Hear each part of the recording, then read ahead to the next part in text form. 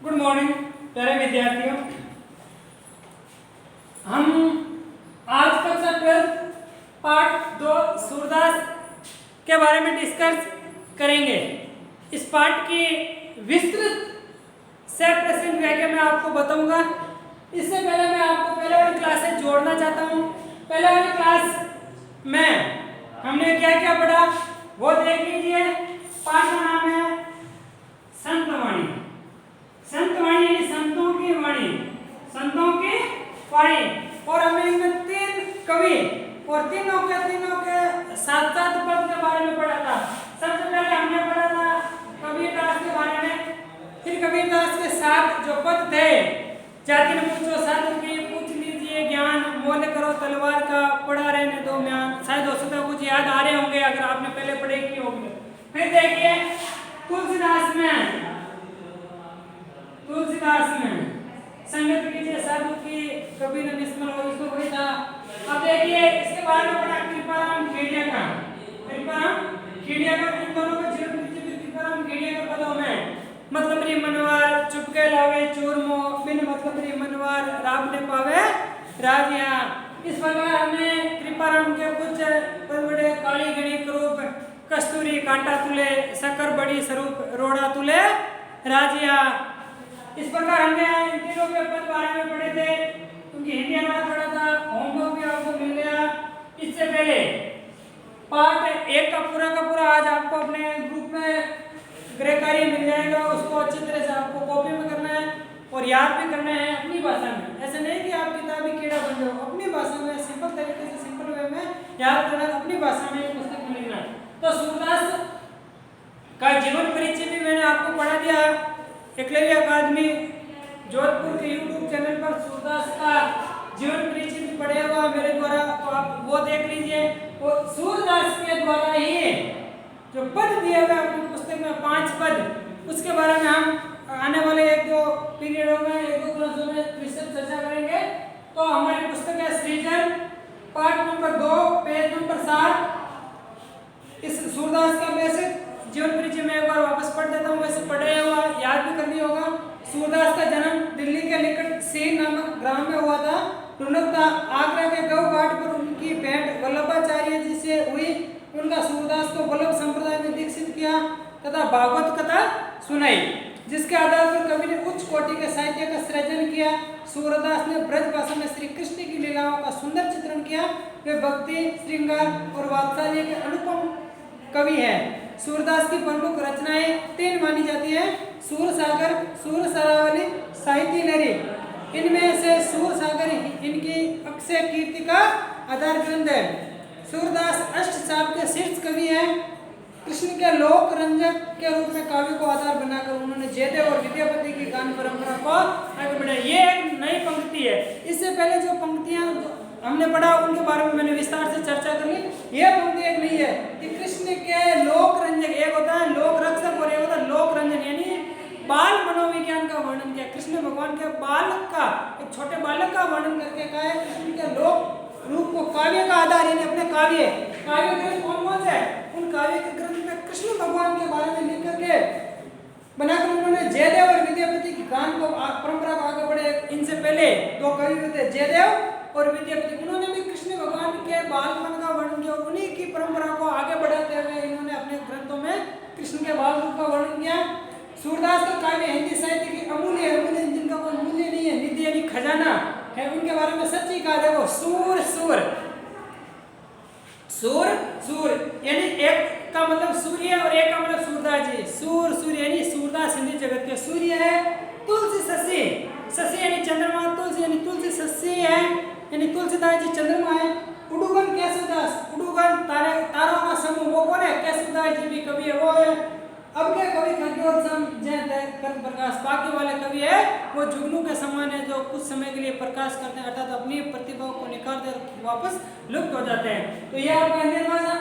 अब इस पाठ के बारे की विस्तृत यानी संक्षिप्त जानकारी मैं पढ़ रहा हूँ। देखिए इस पाठ में सूरसागर के किस पाठ ग्रंथ कौन सा है? सूरसागर। सूरसागर से कौन सा मार्ग प्रसंग है? भ्रमर गीत वर्षन से लिया गया है। ये हमारे भी फर्स्ट ग्रेड में सवाल आया था कि ब्रह्मर गीत किस ग्रंथ का आधार है, तो सूर सागर का आधार है। तो ये अभी आप अभी याद कर लो तो आगे आने वाले आपको कंपटीशन एग्जाम में बिल्कुल दिक्कत का सामना नहीं करना पड़ेगा। यही सवाल आपके आगे आने वाले समय में कंपटीशन एग्जाम में है। सूरदास को क्या कहते हैं, जन्म मृत्यु जन्म स्थान गुरु, यही है सूर सागर ग्रंथ किनका है। अगर आप थोड़ी सी ध्यान देकर थोड़ा सा गहनता से पढ़ लोगे तो आपका भविष्य संवर सकता है। तो देखिए इस पाठ में सूर सागर के ब्रह्मर गीत के 6 पद, कितने पद दिए हुए हैं, 6 पद दिए हुए हैं। श्री कृष्ण ने देखो, श्री कृष्ण ने वीर वेदना से व्यतीत, पाठ का मुख्य भाव मैं बता रहा हूँ, गोपियों को छोड़कर कृष्ण भगवान मथुरा चले जाते हैं और ब्रज में गोपियां अकेले रहते हैं। गोपियों के साथ कृष्ण भगवान पहले तो रासलीलाएं प्रेम संबंधी बातें करते हैं, गोपियों को अपनी ओर आकृष्ट कर लेते हैं, गोपियां कृष्ण भगवान के ऊपर मोहित हो जाती है और फिर अचानक इस प्रकार कृष्ण के द्वारा गोपियों को छोड़कर अकेले छोड़कर चले जाना, गोपियों की वियोग की अवस्था चरम सीमा पर पहुंच जाती है। वो गोपियों वियोग और संयोग ध्यान रखना, श्रृंगार रस के 2 पार्ट्स हैं। किस रस के? श्रृंगार रस के 2 पार्ट्स हैं। एक होता है संयोग श्रृंगार और एक होता है वियोग श्रृंगार।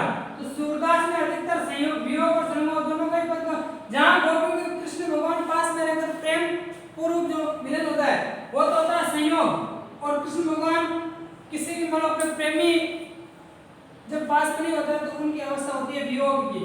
तो ये जानने में इसमें गोपियों की वियोग की कंडीशन उभरी हुई है।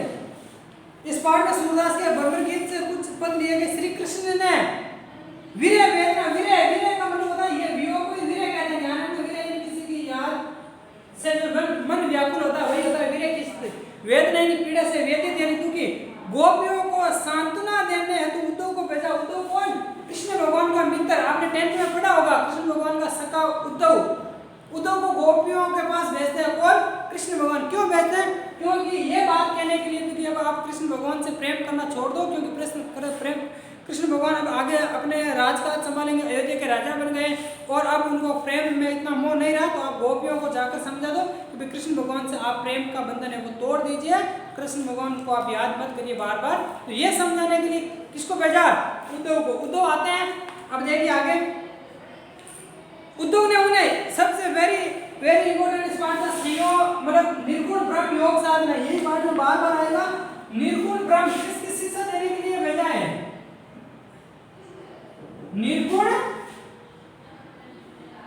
ब्रह्मा वे योग साधना, हम कह रहे हैं कि योग धारण कर लीजिए, आप प्रेम की बातें छोड़ दीजिए। गोपियों को कृष्ण भगवान ने उद्धव के माध्यम से निर्गुण ब्रह्म और योग साधना की बात अपनाने के लिए उद्धव को भेजा है कि भाई आप, उद्धव आते हैं गोपियों को कहते हैं आप निर्गुण ब्रह्म और योग साधना की प्रेरणा मतलब अपना लीजिए। तभी वहां एक भौरा आता है, भौरा यानी भौरा आ जाता है कहां? गोपियों के पास उड़ता उड़ता। गोपियां ब्रह्मर के बहाने, अब ब्रह्मर के बहाने उद्धव को जवाब देती है। जवाब तो किसको दे रही है? उद्धव को। और किसके बहाने? ब्रह्मर के बहाने, भौरा के बहाने। उन्हें ककड़ी के समान योग का उपदेश अवश्य कर लेता है। योग साधना किसके समान लगती है गोपियों को? कड़वी ककड़ी खाई करेंगे आपने, और कैसा स्वाद है उनका। जब भी कड़वी ककड़ी खाते हो अधिक मतलब जो पक्की नहीं है, खाने के बाद आपको स्वाद कैसा है? अरुचिकर लगेगा। तो वही कड़वी ककड़ी के समान योग साधना कैसी लगी गोपियों को? कड़वी ककड़ी के समान। इस पाठ में आएगा, विस्तार से चर्चा करेंगे हम। उनके लिए मिलन और वीर्य दोनों स्थितियों में श्री कृष्ण, ये तो पहले पद का है, और उनके लिए किनके लिए? गोपियों के लिए कृष्ण भगवान से मिलन और वीर्य दोनों स्थितियों में श्री कृष्ण से लगाव लाभदायक है। कृष्ण भगवान मिले तो भी गोपियों को बेनिफिट है, लाभ है, और कृष्ण भगवान नहीं मिले तो भी गोपियों को लाभ है, बेनिफिट है। वो किस प्रकार है हम आगे पढ़ेंगे इनके बारे में। मथुरा काजल की कोठरी के समान है, ये पाठ का पूरा सारांश है। मथुरा को कैसे बताया? कृष्ण के बिना, जब कृष्ण है मथुरा में तब तो वो स्वर्ण नगरी है, और जब कृष्ण भगवान मथुरा में नहीं है तो वो काजल की कोठरी के समान लगती है। उनकी आंखें कृष्ण दर्शन को व्याकुल है। किन की आंखें? गोपियों की आंखें। दर्शन के बिना व्याकुल है। वह निर्गुण ब्रह्मा के रूप में रंग, निवास, माता पिता आदि का ब्यौरा जानना चाहती है। किससे? उद्धव से। कौन? गोपियां। किसका ब्यौरा? निर्गुण ब्रह्मा का भी, पिताजी कौन है, माताजी कौन है, कौन से मतलब निवास ये कहाँ का है, कैसे इनकी जाति है, कैसा इनका रंग है, भाई बहन ये कहाँ रहता है, ये पूरा ब्यौरा जानना चाहती है। कृष्ण की याद दिलाने वाले वन, उपवन, लता, विधान, यमुना आदि वीर्य काल में भीषण संतापदायी बन जाते हैं। जो पास में होने पर तो अत्यधिक खुशी देते हैं, वही दूर होने पर पिछड़ने का काम करते हैं। तो ये था पाठ। अब इनके पद के बारे में पढ़ रहे हैं हम, एक पद या दो पद जितना भी हमें टाइम मिलता है देख लेते हैं। अब देखिए भ्रमर गीत से चयनित कुछ पद है। कृष्ण भगवान का गोपियों के प्रति या गोपियों का कृष्ण भगवान के प्रति अत्यधिक स्नेह होता है और वही बात कहती है। अब उद्धव को मतलब ब्रह्मर को बहाना बनाकर उद्धव को जवाब देते गोपियां कहती है कि हमारे हरिहरिन की लकड़ी मन बच क्रम नंदन नंद नंदन सो और यह दृढ़ करी पकड़ी जागत सोवत सपने सोतुक कान्य कान्य चक्री सुनते ही जोग लगत ऐसो अली जो करुई ककरी सोई व्याधि हमें ले आए देखी सुनी ने करी ये तो सूर तिने ले दी जो जिनका मन चक्री। तो इसमें शब्दार्थ बता रहा हूं मैं, देखिए पेंसिल लेके लिख लीजिए। हमारे हरि यानी कृष्ण भगवान, हरि एक पक्षी होता है जो आठोयाम यानी 24 घंटे अपने पैरों में एक लकड़ी की डंडी रखता है पकड़ के। मन यानी मन, बच यानी वचन, कर्म यानी हमारे जो कर्म, नंद नंदन, नंद का नंदन कौन? कृष्ण भगवान। सो उर यानी हृदय, दृढ़ यानी मजबूती, कर यानी करके, पकड़ यानी पकड़ कर, जागत यानी जागते, सोवत यानी सोते, सोतुक यानी प्रत्यक्ष रूप से, कान्हे कान्हे यानी कृष्ण भगवान की रट, जकड़ी यानी जकड़ी हुई रट, सुनते यानी सुना है, जोग यानी यही जो योग यह तत्सम शब्द है और ये योग का जोग हो जाएगा तद्भु, ये ध्यान रखना प्रश्न आ सकता है। तत्सम तद्भु, जोग को योग कहते, यसद को जसद का वही बात है। सुनते जोग लगत ऐसा अली, अली यानी भोरा, जो करुई ककड़ी यानी कड़वी ककड़ी, सोई यानी वही व्याधि का मतलब होता है रोग, हमें ले आए देखी सुनी ने करी, यानी ऐसा कौन सा रोग लेकर आ गए जो हमने कभी नहीं तो देखा है और नहीं कभी सुना है। ये तो सूरदास जी वर्णन करते हुए कह रहे हैं तिन्हें सौंपो, यानी सूरदास के वर्णन अनुसार गोपियों का कथन है उद्धव को कि ये रोग कौन सा योग साधना रूपी रोग जहां से लेकर आए वही उनको सौंप दो। तो ये था। अब इनके बारे में विस्तार से चर्चा करेंगे। हमारे हरिहरि की लकड़ी गोपियां कृष्ण भगवान से अनन्य प्रेम की भाव रखते हुए सूरदास के अनुसार गोपियां कहती है कि कृष्ण भगवान है वो हमारे हरिल पक्षी की जो लकड़ी है उनके समान है। जिस प्रकार हरिल पक्षी 24 घंटे इन आठों याम अपने पैर में एक लकड़ी की डंडी पकड़ कर रखते हैं, उसी प्रकार कृष्ण भी हमारे हरिल पक्षी के समान हैं। अर्थात हम भी कृष्ण को अपने हृदय में 24 घंटे इन आठों याम याद करते हैं, यानी उनको पकड़ कर रखते हैं, उनकी हर बार हमें याद आती रहती है। तो कृष्ण भगवान हरिल पक्षी के समान है। मन बच यानी मन बच और कर्म, मन वचन और कर्म में हमारे नंद नंदन से उल्ट दृढ़ करिए, यानी हमने निश्चय ही मन वचन और कर्म से कृष्ण भगवान को अपने हृदय के अंदर मजबूती से पकड़ के रखा है। यानी उनके बारे में हम गुणगान कर रहे हैं 24 घंटे मन में वचन में कर्म में निश्चित ही हमारे कृष्ण भगवान याद आ रहे हैं। और कम तो हृदय में कृष्ण भगवान याद है हमारे समाये हुए हैं। जागत यानी जागते हुए, सोवत यानी सोते हुए, सपने यानी स्वप्न में, सोतुक यानी प्रत्यक्ष, खाने खाने चक्री यानी हम सोते समय, जागते समय, नींद में, स्वप्न में, प्रत्यक्ष रूप में, जागृत की अवस्था में कृष्ण भगवान एक कृष्ण भगवान इस प्रकार की रट लगाते रहते हैं। हमें कृष्ण अत्यधिक याद आ रहे हैं। सुनते ही क्या सुना? गोपियों ने सुना निर्गुण उद्धव से निर्गुण ब्रह्म और योग साधना अपना लीजिए, कृष्ण भगवान नहीं आएंगे, ऐसा योग साधना उद्धव से गोपी ने सुना और कह रही सुनते ही जोग यानी ये योग साधना सुनते ही ऐसो अली है बोरा, हमें ऐसा लगा जो करुई ककड़ी, ये किन के समान है? कड़वी ककड़ी के समान ये योग साधना हमें लगती है। सोई व्याधि हमें ले आए, यानी ये को ऐसा रोग कहां से लेकर आए, तो कौन सा योग साधना के समान या योग साधना रूपी रोग आप कहां से लेके आए, ले आए। देखिए सुनी ने करी इस योग साधना रूपी रोग के बारे में, तो हमने कभी पहले देखा है ने हमने कभी सुना है, और ये आप कहां से लेकर के आए, और ये किसके समान है, कड़वी ककड़ी के समान है। ये तो सूर यानी सूरदास जी कह रहे तीन है, यानी उन्हें ले दीजिए, यानी ये तो उन्हीं को दो जिनका मन चक्री का मतलब भ्रमित हो गया, चंचल हो गया। चक्री का मतलब क्या हो गया, चंचल, यानी जिनका मन अस्थिर हो गया। किसको कह रहे हैं, कृष्ण भगवान को कह रहे हैं कि कृष्ण भगवान का मन अस्थिर हो गया, वो हमसे प्रेम नहीं करना चाहते हैं, इसलिए आप ये जो रोग लेकर आए ये उन्हें ले जाकर वापस सौंप दीजिए। जिनका मन भ्रमित हो गया, जिनका मन चलायमान हो गया, गतिमान हो गया, उनको ले जाकर के सौंप दीजिए।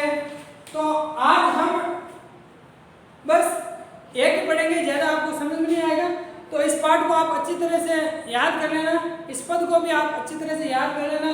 किसका वर्णन है इसमें, देख लिया, इसमें काव्य शास्त्र की बात आ जाती है। अनन्य प्रेम योग साधना का विरोध हुआ, इसमें क्या हुआ, अनन्य प्रेम,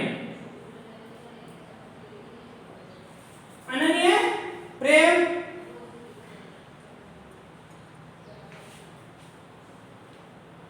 और योग साधना का विरोध। योग साधना जो उद्धव ने दी उनका विरोध क्या हुआ, हरि की लकड़ी उपमान सटीक बैठता है, हरि की लकड़ी उपमान सटीक बैठता है।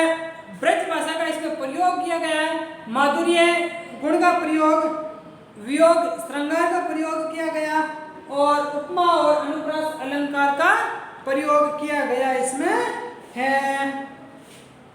यही इसका काव्य शास्त्र का भाग था। तो पहले पद में कृष्ण भगवान और गोपियों की विरह वेदना के बीच गोपियां उद्धव का व्यंग्यात्मक भाषा का प्रयोग करती हुई कृष्ण भगवान से जो मिलन की बात है वो व्यक्त कर रही है। तो इनका जो होमवर्क है आपको वो मिल जाएगा। कल हम दूसरा पद पढ़ेंगे। धन्यवाद।